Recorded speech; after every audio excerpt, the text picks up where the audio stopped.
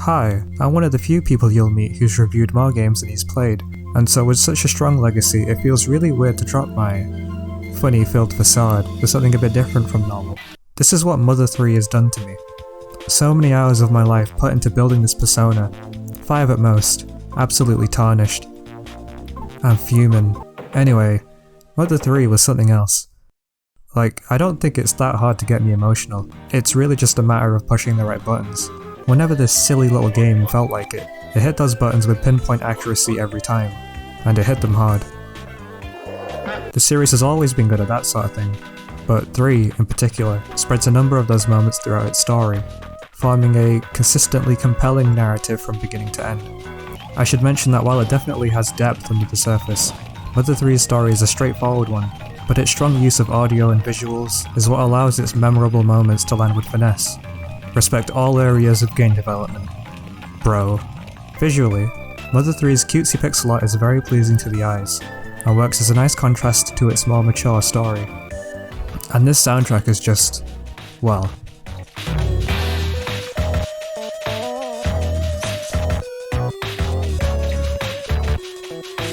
Bro. Composer Shogo Sakai woke up one day and thought, I think I will compose the perfect soundtrack for this game. One to the taste of a Mr. Noobish gamer, haha. Also, it'll be 6 hours long.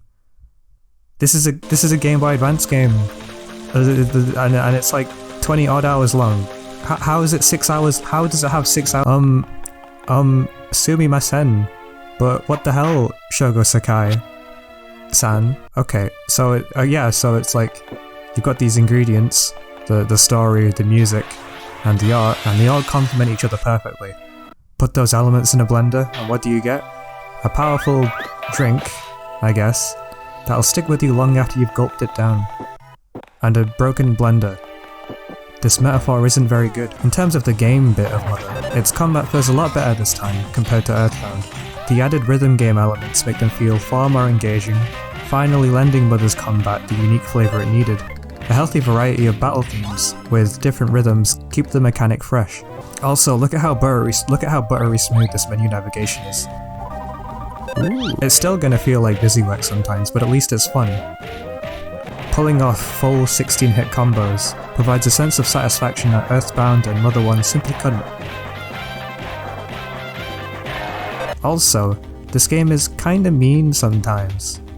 These bosses can get pretty brutal, so you're incentivized more than ever before to buff, debuff, and have a bit of a plan. The rolling counter mechanic is at its best here, since the aggressiveness of enemies means you'll often have moments where you'll heal a dying party member just in time. Ooh. Structurally, Mother 3 is pretty different to the other games. Earthbound was pretty light on its narrative and character writing for most of its runtime, with a lot of appeal coming from exploring its charmingly quirky locales and getting involved in bizarre events. It's like if you had a bunch of theme parks to walk around in, and some of the staff mascots are trying to kill you. The world was its story, a story that you explored yourself. So, in that way, the gameplay and the story were intrinsically linked in Earthbound. Mother 3, on the other hand, has a much stronger focus on narrative, and as such is sort of railroaded through its setting in service of its story. Certain mechanics such as healing and saving have been streamlined. There's even an NPC that marks where you're meant to be going on your map. Well, it's not like it's entirely linear. You're still given a small area to explore with a bunch of recurring NPCs to talk to, but it's not quite the globe-trotting adventure that Earthbound was. The actual game parts of Mother 3 really just act as bridges between its plot beats. This isn't to say that this makes Earthbound better than Mother 3, just that both stand out for different reasons. I still love this game though, and I want others to love it too. I want nothing more than for Mother 3 to get an official localization, whimsy and unabashed sincerity intact, but a number of things seem to hold such a reality back. I've seen people speculate that a group of characters called the Magypsies are a big factor, which makes sense given the discussions they might generate. I want to take a moment to fight their corner. If anyone watching this finds them off-putting at first glance, listen to me, the one with no authority. It's true that they're definitely flamboyant stereotypes, but that's not inherently a bad thing. I'd understand being tired of the trope, but otherwise, the Magypsies are a heroic force to look up to, even framed positively by other characters in Mother 3's world. They may be seen as eccentric at worst, it doesn't have to be a bad thing either.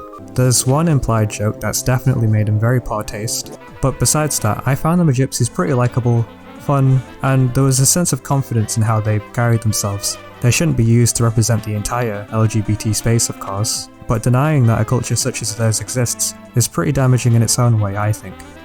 And, you know, they're so friendly, why would you want to? So, should you play Mother, the series? Yeah, I think so. I'd recommend trying them all, since each entry informs the next, and also since Mother 3 feels like such a definitive close to the trilogy. You can skip to 3 if you'd like, but you may miss something in the process.